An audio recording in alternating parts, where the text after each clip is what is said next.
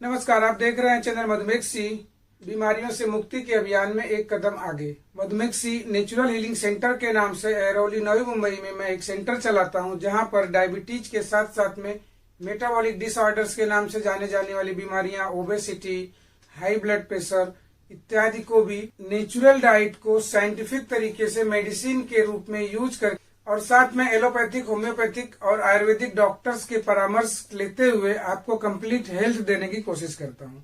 तो आज हम चर्चा करने वाले हैं कि अधिकतर लोग काफी प्रयास कर लेने के बावजूद भी बेली फैट या फैट लॉस की जर्नी में सक्सेस नहीं हो पाते हैं। उसी क्रम में आज के इस तीसरे पार्ट में हम आपको एक्सरसाइज के बारे में बताएंगे कि एक्सरसाइज कर लेने के बावजूद भी क्यों लोगों को इफेक्ट देखने को नहीं मिलता है और कहां पर फेल हो जाते हैं और कहां पर किस तरह का किंतु और परंतु में अटक जाते हैं।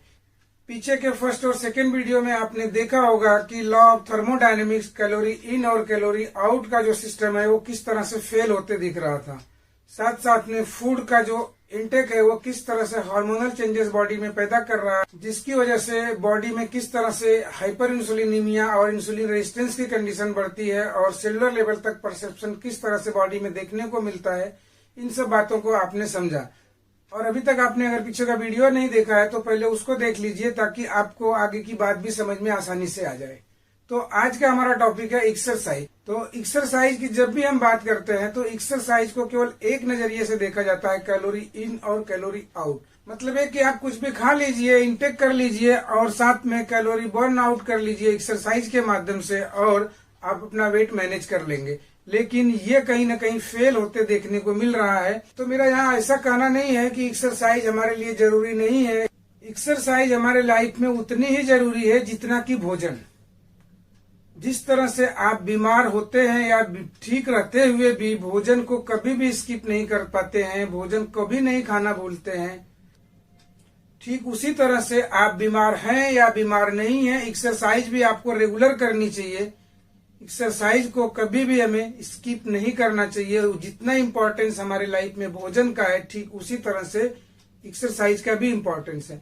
लेकिन हम कहाँ पर गलतियां करते हैं और कौन सी एक्सरसाइज किस तरह से हमारे लिए बेनिफिशियल हो सकती है, इन सब बातों को आज हम थोड़ा सा समझने की कोशिश करेंगे।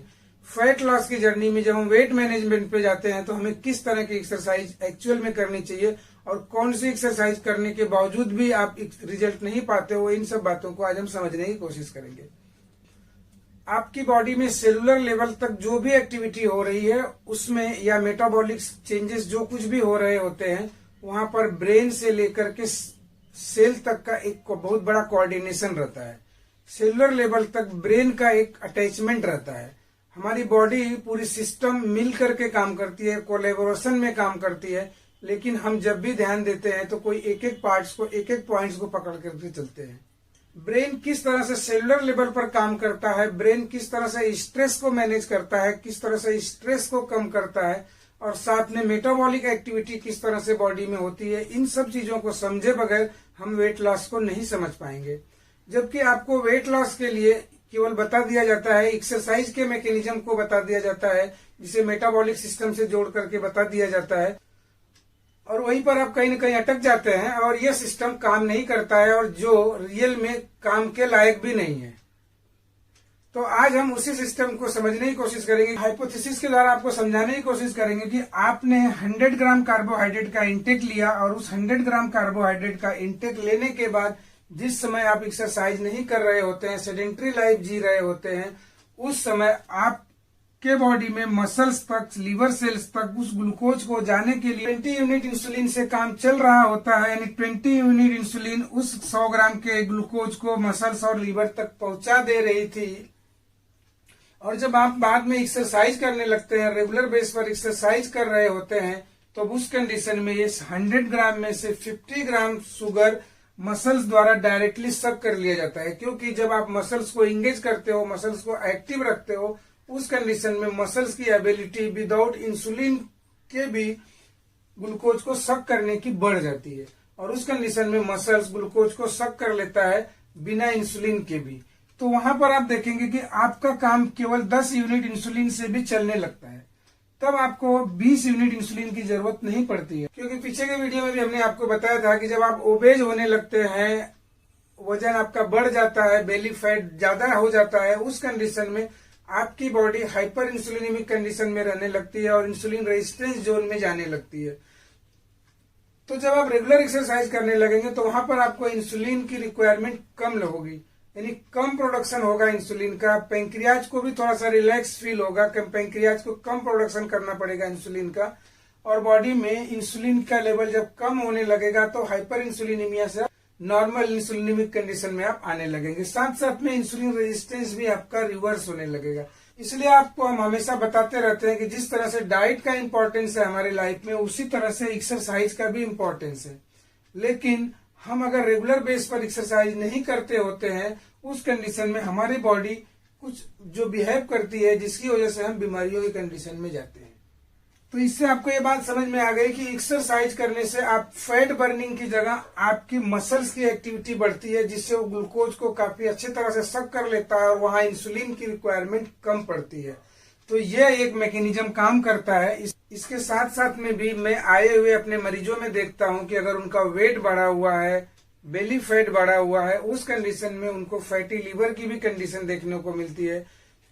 और आप वहां पर देखेंगे कि जब फैटी लीवर की कंडीशन में आप आ गए हैं तो वहां पर आपको कार्बोहाइड्रेट का इंटेक कम करने की जरूरत पड़ेगी, और कार्बोहाइड्रेट का इंटेक कम करते हुए साथ में टाइम रिस्ट्रिक्टेड ईटिंग पर ध्यान देना पड़ेगा। टाइम रिस्ट्रिक्टेड ईटिंग मतलब इंटरमिटेंट फास्टिंग करेंगे, तो उसको भी आप पीछे के वीडियो में ध्यान से समझेंगे।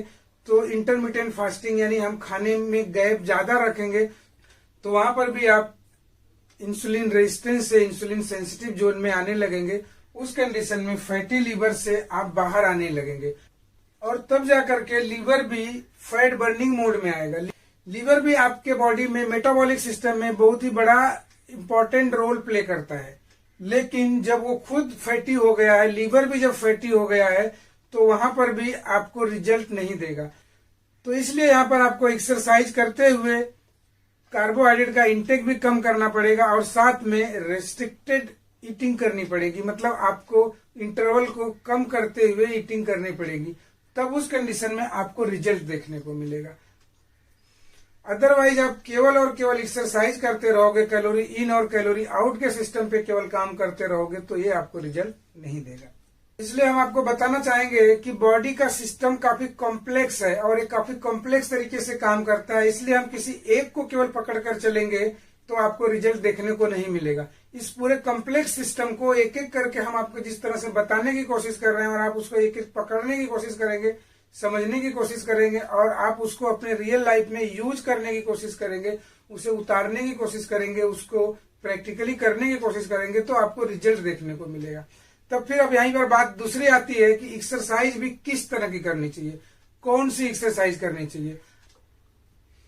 और आए हुए पेशेंटों में देखता हूं कि अधिकतर लोग क्रंचेस के रूप में की जाने वाली एक्सरसाइज को ज्यादा प्रमोट करते हुए देखने को मिलते हैं। क्रंचेस करने के बाद आप कुछ बॉडी के कुछ पार्ट्स को या कुछ मसल्स को थोड़ा बहुत इंगेज कर ले पाते होंगे, लेकिन वो लीवर से जो मैकेनिज्म आपका फैट बर्निंग वाला मैकेनिज्म है, उस मैकेनिज्म को इफेक्ट नहीं कर पाता है। और इसीलिए अधिकतर लोगों को मैं देखता हूं कि क्रंचेस करने के बाद कुछ मसल्स को तो इंगेज कर लेते हैं, लेकिन वो फैट बर्निंग मोड में नहीं आ पाते हैं। वो लीवर के मैकेनिज्म तक उनका इफेक्ट देखने को उसका नहीं मिलता है, और इस कंडीशन में वो क्रंचेस करते हुए 90 से 95% लोगों को मैं देखता हूं कि वो रिजल्ट नहीं पाते हैं, और यही बोलते हैं कि हमने तो बहुत सारा एक्सरसाइज किया और रिजल्ट हमें नहीं मिला। दूसरी एक्सरसाइज आती है रेजिस्टेंस ट्रेनिंग। रेजिस्टेंस ट्रेनिंग में आप मसल्स को पूरी तरह से इंगेज करते हो, और जब मसल्स को इंगेज करते हो तो मसल्स की कैपेबिलिटी बढ़ जाती है। वहां पर आप वेट लिफ्टिंग कर सकते हैं। बहुत अलग अलग तरह की एक्सरसाइज है रेजिस्टेंस ट्रेनिंग की, जिसे आप सीख करके अच्छे से कर सकते हैं। और उस कंडीशन में आप देखेंगे कि आपके बॉडी की मेटाबॉलिक एक्टिविटी बढ़ जाएगी। आपका बीएमआर बढ़ने के साथ साथ में हार्मोनल चेंजेस होते हैं, ग्रोथ हार्मोन्स बढ़ने लगते हैं। ग्रोथ हार्मोन्स बढ़ने के साथ साथ में फैट बर्निंग हार्मोन्स भी डेवलप होते हैं। तो इस तरह से आप जब रेजिस्टेंस ट्रेनिंग की एक्सरसाइज करेंगे तो वहां पर आपको रिजल्ट ज्यादा देखने को मिलेगा। और इस रेजिस्टेंस ट्रेनिंग के साथ साथ में आपको ये भी ध्यान देना पड़ेगा कि वो किस तरह से आप कर रहे हो। जहां पर अब बात आती है एरोबिक और एनारोबिक की। एरोबिक मतलब ऑक्सीजन के प्रेजेंस में आप एक्सरसाइज करते हो, और एनारोबिक मतलब जहां पर ऑक्सीजन की सप्लाई नहीं मिलती है। तो आप अगर ऐसे रेजिस्टेंस ट्रेनिंग वाले एक्सरसाइज कर रहे होते हैं जहां पर आपको ऑक्सीजन की सप्लाई कम मिलती है, अगर आप रनिंग भी कर रहे होते हैं, आप साइकिलिंग कर रहे होते हैं और आप इस कंडीशन में रनिंग और साइकिलिंग कर रहे होते हैं कि आपको दम लगने लगता है, मतलब आप सांस आराम से न लेते हुए आपको सांस तेजी से लेने की जरूरत पड़ती है, जिससे हम हांफने की बात करते हैं। आपको दम लगने लगता है, आप हांफने लगते हो। उस कंडीशन में आपको सीधे से समझ में आ जाएगी, जब भी आपको दम लगने लगता है उस कंडीशन में आपके बॉडी में ऑक्सीजन की सप्लाई कम मिलती है, ऑक्सीजन कम मिलता है और उस कंडीशन में उसे हम एनारोबिक एक्सरसाइज बोलते हैं। लेकिन एनारोबिक एक्सरसाइज में होता क्या है कि जब आप एनारोबिक एक्सरसाइज के मोड में जाते हो तो उस कंडीशन में फैट बर्निंग की जगह आपके बॉडी में ग्लूकोज यूज किया जाता है। और साथ साथ में आप देखेंगे कि जब आप इस तरह की एक्सरसाइज कर रहे होते हैं जहां पर आपको दम लगने लगता है, आपको सांस ज्यादा लेने की जरूरत पड़ती है, उस कंडीशन में ऑक्सीजन की सप्लाई कम मिलती है और वहां पर ग्लूकोज का लेवल भी बढ़ने लगता है, क्योंकि लीवर को इस तरह का मैसेज जाता है कि आपने जो यूज कर रहे होते हैं, जब आप जो एनर्जी यूज कर रहे होते हैं, फैट बर्न नहीं होता है उस कंडीशन में, तो जो कुछ भी स्टोर किया हुआ ग्लूकोज है वो रिलीज होने लगता है। मतलब ब्लड में केवल और केवल जो स्टोर की हुई ग्लूकोज की एनर्जी है वो बाहर आ जाती है और आप उसे यूज कर लेते हो, आप फैट बर्निंग मोड में नहीं रह पाते हो। तो इसलिए जब भी हम एक्सरसाइज की बात करते हैं तो वहां पर हम ये बताते हैं कि आपको एरोबिक एक्सरसाइज करनी चाहिए। आप अगर रनिंग भी कर रहे होते हैं तो आप इस कंडीशन में रनिंग कीजिए, लंबे समय तक रनिंग कीजिए जहां पर कि आपको दम न लगे, आराम आराम से कीजिए। इसके साथ साथ में वहां पर अगर आप इंटरवल देते हुए करते हैं, जिसे हम आगे अभी बता रहे हैं आपको, तो आप इस कंडीशन में अगर एक्सरसाइज कर रहे होते हैं जहां पर कि ऑक्सीजन की भरपूर मात्रा आपके ब्लड में, आपके बॉडी में मिल रही होती है, तो उस समय ये एक्सरसाइज किया हुआ आपके लिए बेनिफिशियल देखने को मिलता है। और इसीलिए योग की जब बात की जाती है तो वहां पर यह बताया जाता है कि आपको सांसों की गति के साथ में एक्सरसाइज या योग को करना चाहिए और मसल्स को इस तरह से करना चाहिए कि जो उसको इंगेज कर सके हम। और लंबे समय तक हम किसी भी आसन में रुकने की बात करते हैं, रोक करके करने की बात करते हैं और सांसों को नॉर्मल तरीके से लेते हुए हम योग आसनों की बात करते हैं। तो इस तरह से किया हुआ योग आसन जहां पर कि सांसों पे नियंत्रण रहता है और मसल्स को भी हम इंगेज करते हैं, वो आसन या एक्सरसाइज हमारे लिए फायदेमंद होती है। तो इस तरह से इस बात को आपको ध्यान देने की जरूरत रहेगी कि आप जब भी एक्सरसाइज करें वहां पर आपको ऑक्सीजन की भरपूर सप्लाई मिले। आप एनारोबिक मोड में न जाएं। आप एनारोबिक मोड में जैसे जाते हैं आप फैट बर्निंग मोड से बाहर आ जाते हैं। तो इसलिए एक्सरसाइज करते समय इन सब बातों का भी आपको ध्यान देने की जरूरत है। इसके बाद तीसरी एक्सरसाइज की बात आती है हाई इंटेंसिटी इंटरवल ट्रेनिंग।